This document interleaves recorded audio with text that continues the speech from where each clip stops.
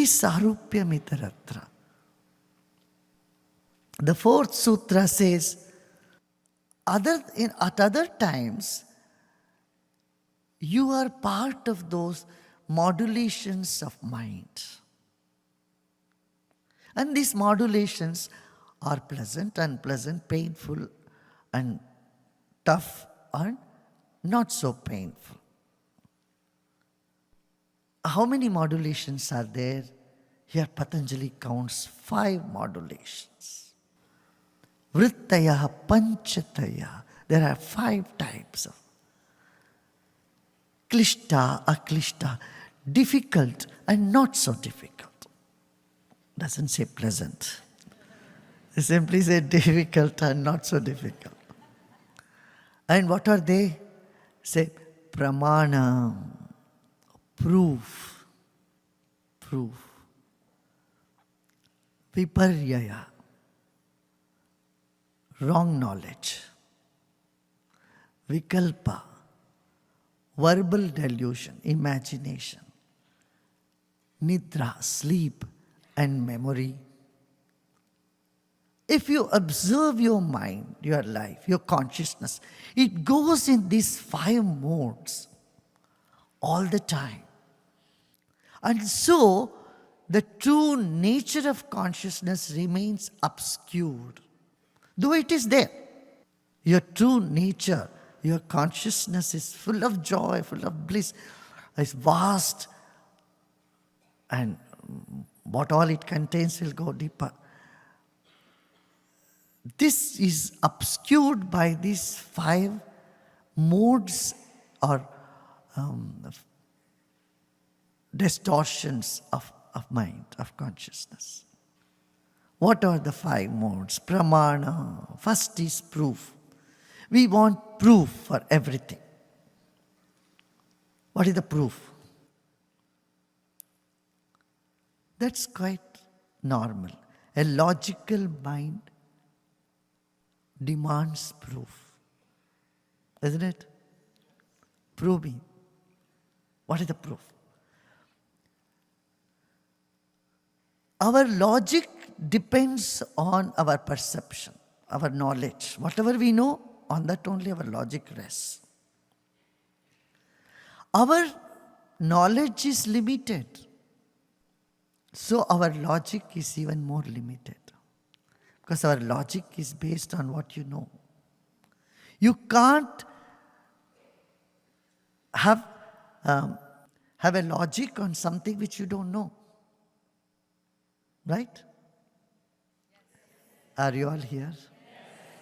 So your perception, your knowledge is limited. This is something we must accept, number 1. So when your perception, your idea, your knowledge is limited, your logic, which is linking to what you know to what you don't know, is also very limited. But the truth in the universe is much more than what you know or what you don't know. Here Patanjali is not saying logic is bad. He says no, logic is necessary. But you know it's logic, you know it has limitations. You know you must transcend logic. Sometimes you have this gut feeling which defies all logic and it works. How many of you noticed this in your life? Yeah. So where does this gut feeling come? Not through the senses. Logic is limited to your knowledge through senses or through your intellect. There is a direct way of getting knowledge. Not through senses, but through some other unknown arena. That is what you call intuition. Intuition is always right. If it's not right, it was never an intuition. This is logic. So, pramana, the first thing. Pramana has 3 aspects. Pratyaksha means direct experience. And then anumana, you guess. When you see a smoke, you say, oh, there must be fire there. You only see the smoke, you are not seeing the fire. So you see a small baby, then you know mother is there somewhere. The first one is pratyaksha, direct experience. Direct experience through five senses. You don't need any proof beyond that. It's sunshine outside. If someone asks, what is the proof that sun is shining? Come on. You don't need any more proof because it is direct experience. Someone says, I have a headache. Prove me whether you have a headache. Says, no, I have a headache. That's it. You have to believe in what I say. Because I was the one who experiencing the headache. You can't say, give me a proof. So, pratyaksham, kim prama, when there is direct experience. That's one. Second is anumana. Means guessing. Inference, through inference. Third is agama. This is testimony. Testimony of nobody can study all the materia medica. If someone says, I want to invent the whole medical science, it's impossible in your lifetime. You have to take references. Authentic references is called agama. For example, someone says, this is poison. This has killed people. You can't say, no, I want to experience myself. You won't be there to experience it, okay? You have to take it from some. So years and years of study has gone in for a medical science to develop. Same with physics. What Einstein studied, he didn't come up just out of his own. He also studied so many formulas before him.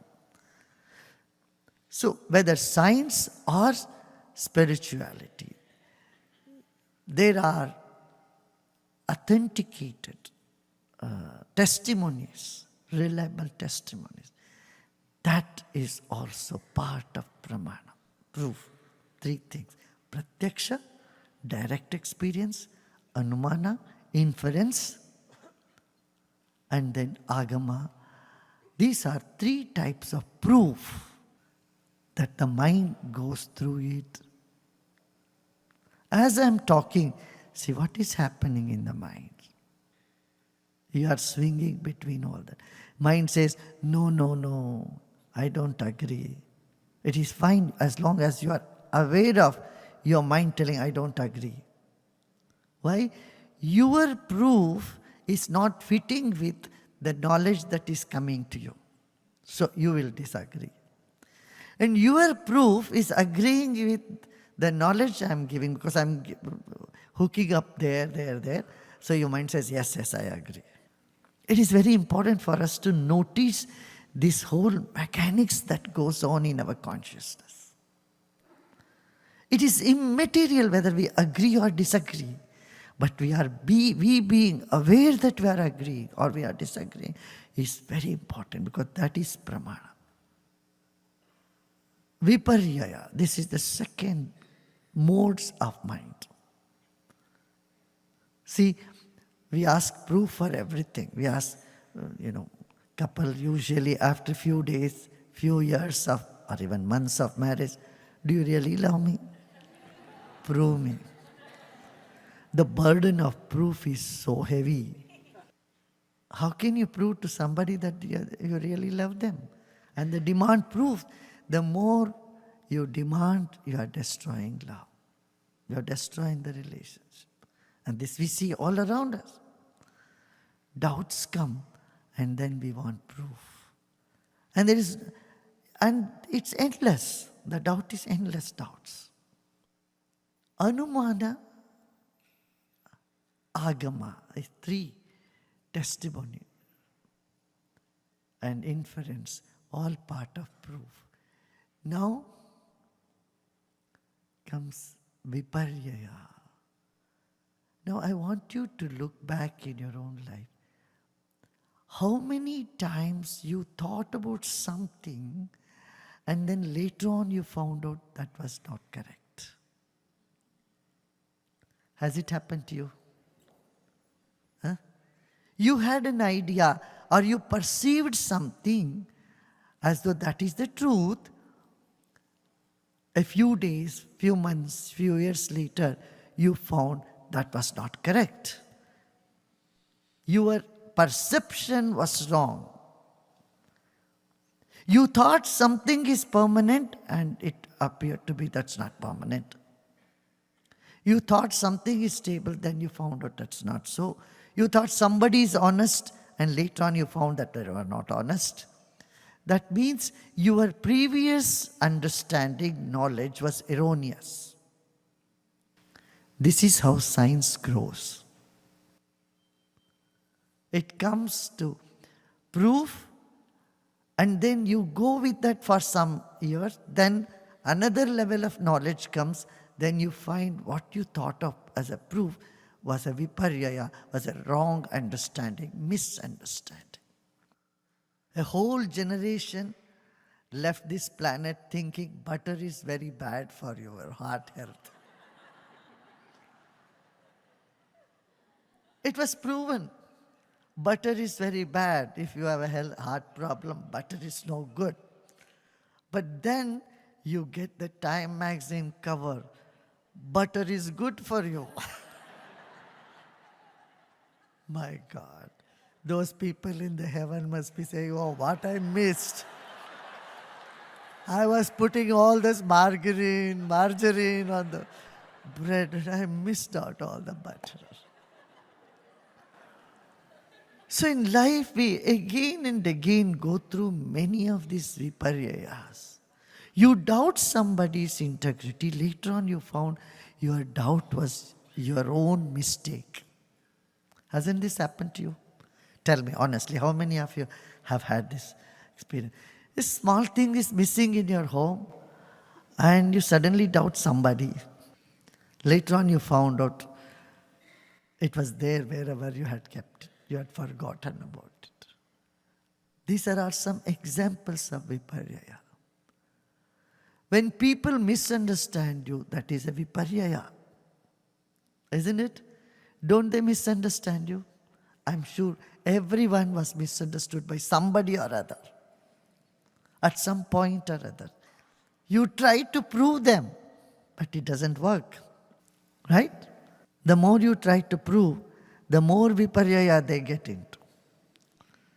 Wrong knowledge. This is the mode of the mind. Either it gets stuck with the proof or it gets into the wrong mode. And then the third one is vikalpa. Vikalpa is verbal delusion. There are no such things, but you just imagine things to be that way. Vikalpa, that is usually in Hindi when you say vikalpa, sometimes it is also used as an alternative.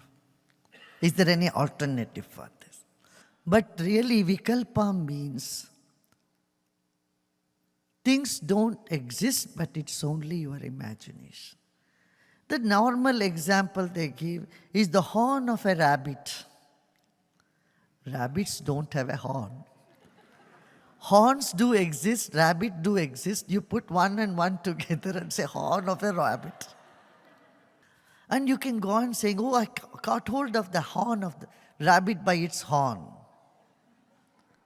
Sounds logical, good, but far from reality. Flower in the sky. There is no flower in the sky. Flowers are only on the floor, on the ground. So vikalpa, mind goes into these imaginative trips. I want you to now reflect how often you started imagining what others are thinking about you. And if you really go and ask them, did you think about me like this? They said, what? I had no time to think about myself. Why would I think about you something? They don't even have any time to think about you. But you imagine, oh, they are thinking I am weak. Oh, they are thinking I am bad. This sort of imagination that we project into our own mind, the perceived threat. Today what's happening? The wars are happening because of perceived threat. That's not reality. There is no truth in it. Russia feels Ukraine is a threat. And so they go and fight with them. So, erroneous perception, viparyaya, and imagination, verbal delusion, is vikalpa. This is another mode that we get into it very often. And then, sleep. If there is one person who has defined sleep, for the very first time, it is Maharshi Patanjali. If I ask you, define sleep, what is sleep? You may find it, oh well, I hit my pillow and then I'm gone for a few hours. And I wake up and I become fresh.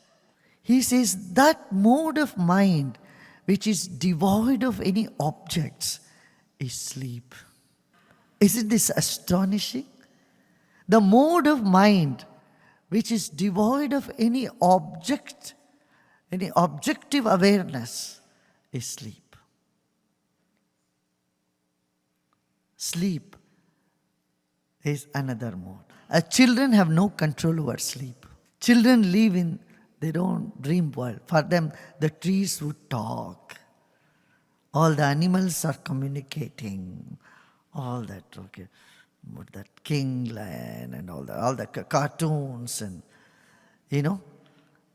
kids, for them that's real world. For you it is just a cartoon. See from a kid's eye, that is so real for them. It's all happening for them. Moon is talking to them, trees are talking to them, the animals are talking to them, they are conversing with the whole world. And sleep, they have no control over sleep. A child would fall asleep anytime, anywhere. But you do control your sleep. Right? You are driving, you feel a little sleepy, you will say, okay, drink some tea, water, whatever, and you say, no, I'm not going to sleep. So this is a mode of the mind which you change, like the proofs and misunderstanding, you become aware of it, you get rid of it. When you know this is just your verbal delusion, nothing of that is there, you are over it. They are all painful sometimes they are not so painful. Like sleep is not painful. If you don't get it, then it is painful. And then the fifth one is memory. This is the fifth mode of our consciousness. Smriti. What is memory? This is a masterpiece. How Patanjali has defined memory. He said those impressions which you could not let go is your memory.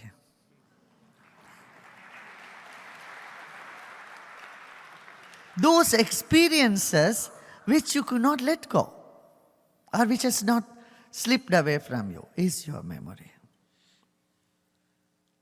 Like, now I ask you, what did you have breakfast on the 5th of January? Come on, tell me. It's a fact that you all had breakfast on 5th of January? Okay, you didn't have breakfast, you had lunch? I want to hear from you, what is the menu you had? Why January? What is the menu you had 3 days back? Can you tell me? But you have experienced. These experiences you have had, but they haven't formed an impression in your mind. They have not left a memory in you. So memory is those impressions which you did not forget, which you could not forget. So these are the 5 modes that you reel in it. Now, how to come out of this? How to know the self? How to get over the vrittis? He says 2 things. By practice and by self-referral or detachment. Like you are detached from the sleep. That's why you could overcome the sleep. You have detached from your own judgments. That's why you can see beyond your judgment. Right? You are not seeing everything through your past memory. What is the difference between you and a traumatized person? A traumatized person sees everything through the eye of trauma. For you, you have that experience, but you are detached from that experience. You have the memory, but you don't. A burglar had come, has stolen, or your own someone working in your garden has stolen. But you are not so traumatized, so you don't suspect every other gardener to be a burglar. So you are detached from that. So he said two things. Abhyasa vairagyabhyam tannirodha. How to have a say over these 5 modes of mind is through practice and to detachment. So what is practice? This is very interesting. Tatra sthito yatno abhyasaha. The effort to stay in that spot is practice. Are you all here now? Now? Now? Now your mind is not here and there? Now? Now? Now? Now? Now? Yeah. To keep your mind in the now is abhyasa, is practice.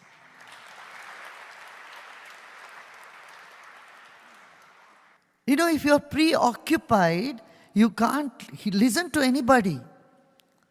In order for your perception to be sharp, you have to be in the present moment. Present moment is now. That is mindfulness, you call it, awareness, or being fully in 100% in the present. This is a practice. Tatra sthito yatno abhyasa. This is a practice. You have to come back now, to come back to the present moment. Your mind will drag you to the past.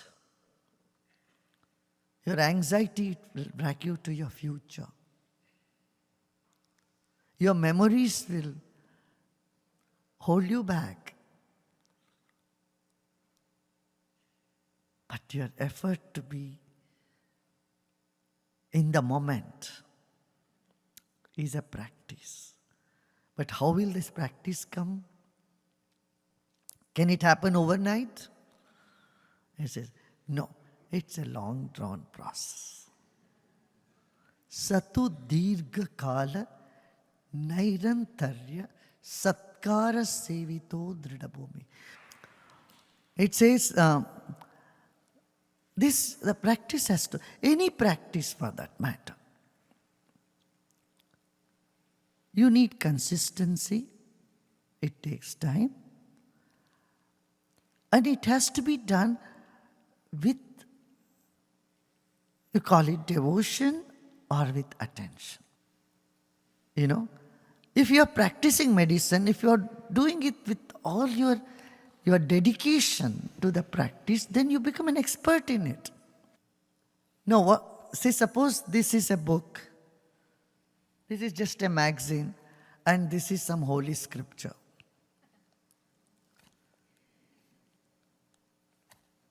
If it's a holy scripture, how you would hold it? Oh, with reverence. And if it's just a book magazine, you may just throw it somewhere. So what is the difference in the quality of mind in both cases? In one, your consciousness is altogether. Your attention is there 100%. There is reverence. Reverence simply means your intellect and your mind has come together. Your left brain and right brain are together there. So if you are honest to your profession, you will have both. If you are a great lawyer, you know, you have so much dedication to that practice. that dedication to the practice makes you the best lawyer, the dedication to the practice of medicine makes you the best doctor. So whatever you do with 100% attention, awareness, and liking what you are doing, when you love something, then it yields you the full result to you, quicker result. Now, Patanjali he quantifies everything. He can even quantify dedication. If you love something, how much you would love. This is very interesting. This is the mind of a scientist. He wants to quantify everything. And he does so beautifully. And how much dedication you have? Is it mild, moderate, or is it intense? So he doesn't believe in just some airy-fairy things. It's all formula. It's all. You put this, and this is what you should get result. So if you need to get the result of, to stay in the moment, it has to be done a long time with dedication. Satkara asevito. Why should it be done? Then it will become strong. Drida bhumi. It will be strong. It will make you efficient, proficient in that. Just like a gold medalist and an average student. An average student just gets away reading some chapters and getting the minimum marks. Then a gold medalist goes thorough into it, right? So that is abhyasa, practice. Do it, love what you do and do what you love. That's the formula. What? Love what you do and do what you love. And then he says, Vairagya. Abhyasa is done. Next is Vairagya, the second component. What is Vairagya? This is the most misunderstood concept in the spiritual field. Vairagya means people feel that, dispassion, leave everything and run away. What we will do, we will now go up to Vairagya, all these things. Okay? We'll do short processes and meditations on all these sutras, and then we'll come to this.